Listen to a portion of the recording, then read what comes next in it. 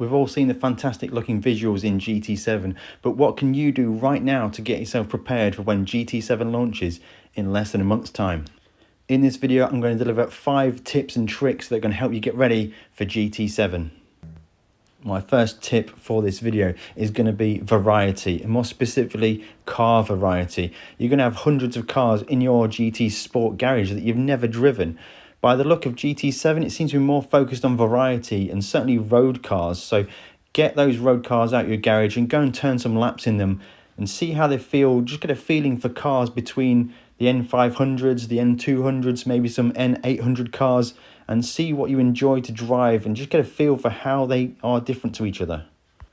On screen right now, we're hopped in a Group 3 road car version. These are the cars you get from the mileage exchange in GT Sports, and I've almost never ever used it. It's never in any daily races. I don't play any of the single player races, and it's just good fun to drive. It's an N500 car. It's on, I think it's on sports soft tyres at the moment, and you can just feel the weight of the vehicle. You see we're driving from cockpit cam here. We've got a bit of slide catching it. It's just a really different way to drive in GT Sport. It's not a kind of car class I'm used to driving. And just running some laps in these cars, certainly running some laps on a familiar track for yourself, you get to feel the way the car is different to the cars that you're always driving. And I think that's kind of the theme of this video, is try and get yourself out of that GT Sport rut. My second tip, again on the theme of variety, change views. Just try and drive from some different views.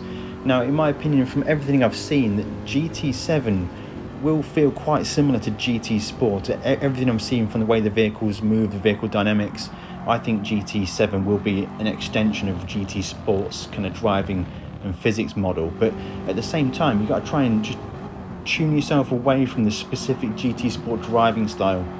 And you can do that by changing the views, running some laps in different views, whether it's hood cam, chase cam, bumper cam, or even cockpit cam. It just gives you a different viewpoint on the driving, literally viewpoint, and the cars end up feeling a little bit differently. If you can broaden your skill set to be able to drive in all the different views, you're going to be much more adaptable to GT7 when it arrives, in any small subtle differences in the way the car drives. Tip number 3, make GT Sport hard.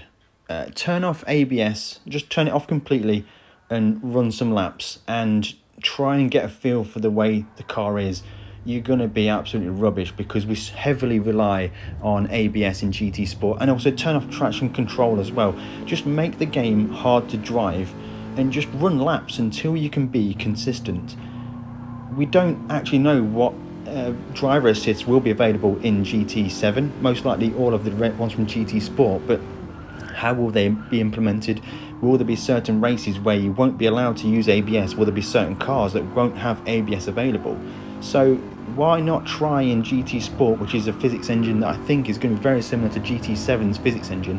Why not try making it hard and up that simulation level? And actually, you know what guys, I quite enjoy driving without ABS. You have to be really careful on the brakes. You can feel the lock up. The car will go to the outside of the track when you lock a front tyre. It will over rotate on the brakes if you're locking a rear tyre. With ABS turned off, it's also a really good way to really understand what's happening with the brake bias. When the ABS is turned off and your brake bias is too far forwards, you will lock the front tyres and understeer. With the brake bias too far rearwards, with ABS turned off, you will lock the rear tyres and over rotate. It's a very great way to see the effect of brake bias. Tip number 4, wet weather. Now in GT7 we know there's dynamic weather. The track will evolve, it will get a dry line, a wet line. In GT Sport we can closely fudge this by just having a public or private multiplayer lobby and just run some laps in the dry, and then just switch the weather to be wet, as we're going to do right now. We're just going to change the event settings, change the time of day to be rain. We use Red Bull Ring. Red Bull Ring Short I like because you can just do a lot of laps on it. And it is one of the tracks in GT Sport that does support weather. So we're going to switch to wet weather. Don't forget to change your tyres to wet weather tyres, and then just go and run some laps. You would have had that familiarity of the way the car drives on that track in the dry, and then within the space of 30 seconds, you're going to be driving that exact same track as if it's just rained. Obviously, there isn't going to be any evolution of the track, but it gives you that ability to adapt to the exact same track, the exact same car, just in a different grip level, a different driving condition. And again, the whole theme of this video is just mix things up, go for some variety in your GT Sport gameplay, and that's going to get you ready for GT7. Tip number 5, tuning and setup.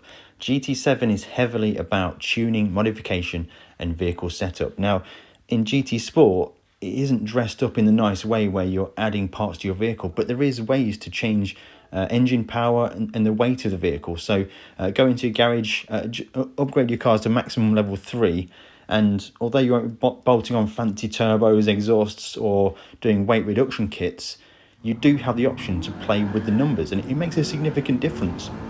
My recommendation is to just tune your car up to the maximum, head out to the track, and change things and see how the car drives, see what is different about the way the car drives, and this will prepare you for GT7, knowing whether you want to go for an engine upgrade or whether you want to go for a suspension upgrade or a lightweight reduction kit. On top of all the performance upgrades, you have the setup options as well to tune the setup, the vehicle dynamics of your car.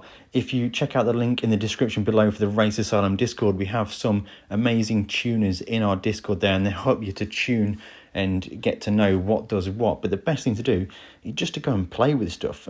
Get a car you like, get a circuit you like, and just make one change at a time. Run 5-10 laps, come in, make the change, run another 5 or 10 laps, and don't look at the lap times, just go for the feel. So for here right now, we're going to reduce the strength of the front anti-roll bar. That'll make the car softer on the front end, and will give the car a lot more turning on corner entry, a lot more front end grip. So the car will be much more front bias in the way it carves its corners. But you just get to learn this through the feeling. And again, just find your favourite track, find your favourite car, enable the setups, turn BOP off, and then just run laps, go testing. And that's going to get you really dialed in for when GT7 comes about. All of the setup principles are very much carried over from real world stuff, and it works exactly the same in GT7, I'd imagine, as GT Sport.